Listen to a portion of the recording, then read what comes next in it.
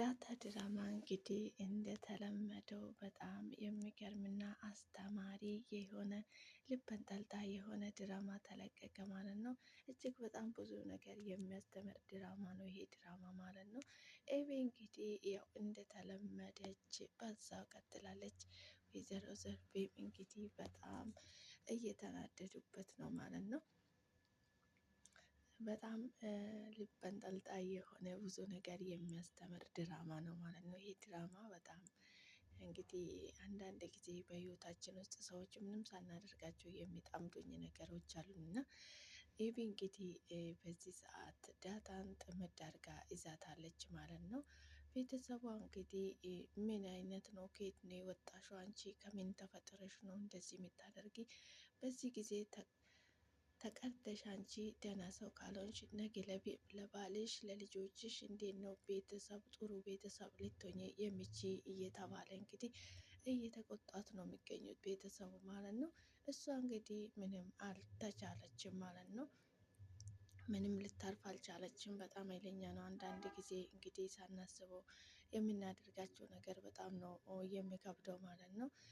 ዳታ እንግዲህ በዚህ ሰዓት በጣም ጭቅቅ ብላለች። ልትተዋትም አልቻለችም። እሷ ናታንን ትወዳለች፣ ናታንም ይወዳታል በማለት ነው እንግዲህ ሌላ ታሪክ ውስጥ ገብታ እንደዚህ መከራዋን የምትበላ ማለት ነው። ዳታ እንግዲህ ከናታን ጋር ከጨዋታና ከቀልድ ውጪ ምንም የምታውቀው ነገር የለም ማለት ነው። ናታን እንግዲህ የጨዋታ ቦታ ይዟት ሄዶ ነበረ። ለወደፊት ምን አይነት ባል ብታገኝ ጥሩ ነው ይላታል ማለት ነው። ኧረ ተወኝ በእናትህ እኔ ስለ ብዙ የሚጨነቀው ነገር አለ። አይ ነገሩን ነው የምልሽ፣ ምን አይነት ቢሆን ደስ ይልሻል ትላለች ማለት ነው ይላታል ማለት ነው። ናታን እንዳንተ ቢሆን ደስ ይለኛል ትላለች ማለት ነው። አይ እውነትሽን ነው ኪድዬን እንዳንተ ቢሆን ደስ ይለኛል፣ ግን እኔ ያንተን መጨረሻ ለማየት ነው የጓጓሁት ትላለች ማለት ነው። ማለት የኔ መጨረሻ ምን ይሆን ይመስልሻል ይላታል ማለት ነው። አሪፍ ይሆን ይመስለኛል፣ በተለይ የአብም ካገባት በማለት እንግዲህ ተናዶ እየተራራጡ እየተጫወቱ ነበረ ማለት ነው። እንግዲህ የአብ እኔ የምልሽ ፀሐዬ፣ አንቺ እዚህ ቤት ውስጥ ነው የሚያትሪው ሁል ጊዜ ከዚህ ቤት አትወጪም? እስኪ ስለ ዳጣና ስለ ናታን ንገሪኝ ትላለች ማለት ነው። አብዬ ምን ልንገርሽ? ምንድን ነው ነገርሽ ስለነሱ ትላለች ማለት ነው። ማለቴ ናታንን ትወዳለች ዳታ ትላለች ማለት ነው። ዳታ ምንም ስሜት የላትም ለናታን ከጨዋታ ውጪ ምንም የምታደርገው የምታስበው ነገር የላትም። አንቺ ዝም ብለሽ ነው የምትደክሚ ትላታለች ማለት ነው። አልወድም ብላ ነገር አለች ትላለች ማለት አዎ አትወደውም። በቃ እንደዛ ካለች ሂጂና ለናታን እንደዚህ ብለሽ ተናገሪ ትላታለች ማለት ነው። ያው እኔ ወሬ አመላላሽ አይደለሁም በማለት እንግዲህ መልስ ትሰጣታለች ማለት ነው። ፀሐዬ እንግዲህ በጣም ትወዳታለች ዳታን ማለት ነው። ፀሐዬ የዳታን ስለ ህይወት ታሪክ መስማት ትፈልጋለች። እሷ ግን እኔ የሚወራ ህይወት ታሪክ የለኝም፣ የኔ ህይወት ልክ እንደ ፊልም ገደል የበዛበት ነው በማለት ትናገራለች ማለት ነው። እንግዲህ አንዳንድ ጊዜ በህይወታችን ውስጥ ብዙ ነገር ያጋጥመናል። መልስ የሌላቸው ነገር ለመመለስ ራሱ የሚከብደን ነገር ያጋጥመናል ማለት ነው። ያው እንግዲህ በህይወታችን ውስጥ የሚያጋጥሙንን ተከታትለን አስቸጋሪ ነውና ተመስገን ብለን መኖር ነው ማለት ነው። ብዙ ጊዜ እንግዲህ አስቸጋሪ ነው የሰው ልጅ በህይወት ውስጥ የሚያጋጥመው ነገር አይጠፋምና ተቻችለን እንግዲህ ተቋቁመን ማሳለፍ አለብን። ዳታ እንግዲህ በዚህ ሰዓት ቤተሰብ አገኘው ብላ ደስተኛ ሆና በምትቀመጥበት ሰዓት እንግዲህ ቤቷ እንግዲህ ጥምድ አድርጋ ይዛታለች ማለት ነው። ሰላም ነስታታለች ማለት ነው። እሷ አርፋ ልትቀመጥ አልቻለችም። በዚህ ምክንያት ደግሞ እሷ እንደዚህ ልትጠምዳት የቻለችው በናታን ምክንያት ማለት ነው። ናታን በጣም ትወዳለች። ናታን እንግዲህ እኔን አይፈልገኝም ከዳታ ጋር ይሆናል በማለት ነው ማለት ነው። ዳታ ደግሞ ስለ ፍቅር ሳይሆን ስለ ጨዋታ ነው። እሷ ከጨዋታ እና ከዛ ቁጭ ይህንም የምታውቀው ታሪክ የላትም ማለት ነው። ዳታ እንግዲህ መጫወትና መሳቅ የምትፈልግ ልጅ ናት። ምክንያቱም ህይወቴን በጎዳና ላይ ነው ያሳለፍኩት። አሁን እኔ ቤተሰቦች ስላገኘው በጣም ደስተኛ ነኝ። ብዙ የማስበው ነገር አለኝ። እኔ ስለ ወንድ የማስብበት ሰዓት ላይ አይደለም በማለት መልስ ትሰጣለች ማለት ነው። ለጠየቀ ሰው ሁሉ መልሷ እንደዚህ ነው የምትሰጠው ማለት ነው። አንድ መልስ ነው የምትመልሰው ማለት ነው። እንግዲህ አንዳንድ ጊዜ ህይወታችን ውስጥ ገብቶ አንዳንድ ሰዎች የሚነሱ ነው አደርጋለሁ ብላ እያሰበችው ስላልተሳካላት እንግዲህ ሄዳ እናቷ ጉልበት ላይ ተኝታለች ማለት ነው። አንዳንድ ጊዜ በክፋት መንገድ ስንሄድ ያ ክፋት የማይሆን አጋጣሚ አለ ማለት ነው። ነገር ግን የሰው ልጅ በመልካም መንገድ ሲሄድ ብቻ ነው የሚሳካለት እንጂ ክፋት መቼም ሊሳካልን አይችልም ማለት ነው። ያም እንግዲህ ዳጣን ከቤት ለማስወጣት ስራ የምትፈልገው እንደዛ ነው ማለት ነው። ሰላም ሰላም፣ ውድና የተከበራችሁ የቻናል ቤተሰቦች፣ የኔ ውድ ቤተሰቦች እንኳን ወደ ቻናል በሰላም መጣችሁ። እንዴት ናችሁ? ልኝ ሰላም ናችሁ ወይ? ያለው ፈጣሪ እናንተም ሰላም እንደምትሆኑልኝ ባለሙሉ ተስፋ ነኝ። ሰላማችሁ ይብዛልኝ በየላችሁበት ቦታ። ፈጣሪ ከክፉ ነገር ሁሉ ይጠብቃችሁ። እንኳን ወደ ቤቴ በሰላም መጣችሁ የኔ ውድ ቤተሰቦች። ሰላማችሁ ይብዛልኝ።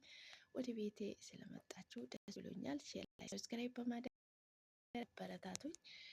ይህን ቪዲዮ ብታዩ ላይክ አድርጉልኝ። መልካምና ለራስ ነው አይልበትም። ሰላማችሁ ይብዛልኝ። ልክ እንደ ምድር አሸዋ የኔ ውድ ቤተሰቦች እንግዲህ ዛሬ የመጣሁት ቪዲዮ የዳጣ ድራማ ተከታታይ ነን ማለት ነው።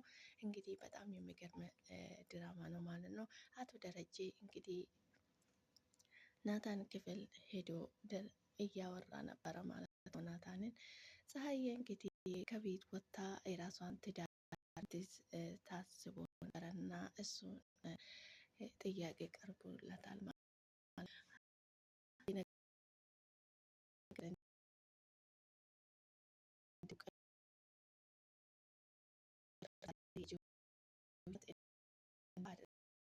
ልኝ የነበረ እሷ ከዚህ ቤት ከወጣች ልጆቼ ምን ሊሆኑ ነው? እንዴት ሊሆኑ ነው? በማለት እንግዲህ አቶ ደረጀ በጣም ጨንቋቸዋል ማለት ነው። የራሷ መልካምነት ራሷ ላይ ክፋት ይፍጠርበት እንዴ? ክፋት ይሁንበት እንዴ? በማለት እንግዲህ እናታቸውም የዘርፍ እየተናገሩ ነው ማለት ነው ለአቶ ደረጀ። አቶ ደረጀ እንግዲህ ባይዋጥላቸው እሺ በቃ እሺ ካለችሽ ተናገሪ አናግራት በማለት እንግዲህ መልስ ሰጣት ማለት ነው። ዳጣዬ እንግዲህ በየሄደችበት ቦታ ከሳቅና ከጨዋታ ምንም የምታውቅ ነገር የለም ማለት ነው። አሁን ግን በኤቢ የተነሳ በጣም እየተከፋች ነው ማለት ነው። ኤቢ ግን ምን አደረጋት ነው እንደዚህ ጠምዳ የያዘችኝ? እኔ ምን አደረግኳት? ምንም ያደረግኳት ነገር የለም። ነገር ግን ኤቷ እንደሆንኩኝ ብታቅ ኖሮ ትወደኝ ይሆን ነበረ በማለት ታወራለች ማለት ነው። ኤቢ እንግዲህ አንድ ጊዜ ጭንቅላቷ በክፉ ነገር ተመርዟል። ልትተዋት አልቻለችም። በጣም እየነዘነዘቻት ነው። በየሄደችበት ቦታ እንግዲህ በማይሆን ቃል እየተናገረቻት ነው ማለት ነው። አቶ ደረጀ እንግዲህ አስጠንቅቋት ነበረ ማለት ነው። እሷ ደግሞ አርፋ ልትቀመጥ አልቻለችም ማለት ነው። አንዳንድ ጊዜ ሰዎች እንግዲህ በየሄድንበት ቦታ እየተከታተሉን ሰላማችን የሚነሱበት አጋጣሚ አለ ማለት ነው። እንደዚህ አይነት ሰዎች ደግሞ ፈጣሪ ልቦና ይስጣቸው ከማለት ውጪ ምንም ማድረግ አንችልም ማለት ነው። ዳጣዬ እንግዲህ በጣም ደስተኛ ሆና ያለችበት ሰዓት ላይ ነበረ። ነገር ግን እዚህ እየነዘነዘቻት ሰላሟን ነስታታለች ማለት ነው።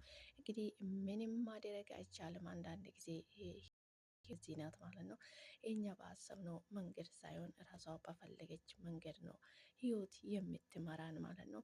እንግዲህ የሚያጋጥመንን የሚደርስብንን ነገር ችለን ተቻችለን ከመሳለፍ ውጭ ምንም የምናደርገው ነገር የለም ማለት ነው። ህይወት እንግዲህ አንዳንድ ጊዜ በጣም የሚወዱን ሰዎች ህይወታችን ውስጥ ይመጣል። አንዳንድ ጊዜ በጣም የሚጠሉን ሰዎች ወደ ህይወታችን ይመጣሉ ማለት ነው። ያ እነዛ ሰዎችም ተቻችለን እንግዲህ እንደምንም ብለን ማሳለፍ ነው የሚጠበቅብን ማለት ነው። ናታን እንግዲህ በመጨረሻ ዳጣ ወዷታል ማለት ነው።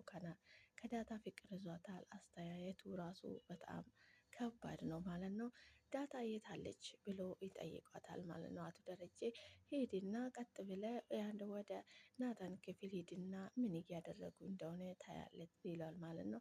ሲሄዱ እንግዲህ አልጋ ላይ ቁጭ ብሎ እያወሩ ነበረ። አቶ ደረጀ እንግዲህ ኮስቶር በማለት እየተመለከተው ነበረ ማለት ነው። ነገር ግን በዚህ መሀል ያብ እንግዲህ ደስ ብሏታል ማለት ነው። ወይ ሲሳሳሙ ወይ የሆነ ነገር እያደረጉ የደረሰበት መስሏት ቁጭ ብሎ ግን እያወሩ በጣም ደስ ብሏት ነበረ ማለት ነው።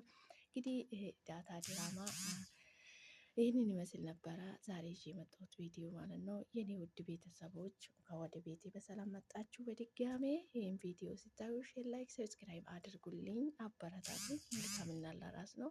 ሰላማችሁ ይዛልኝ በያላችሁበት ቦታ ፈጣሪ ከክፉ ነገር ሁሉ ይጠብቃችሁ።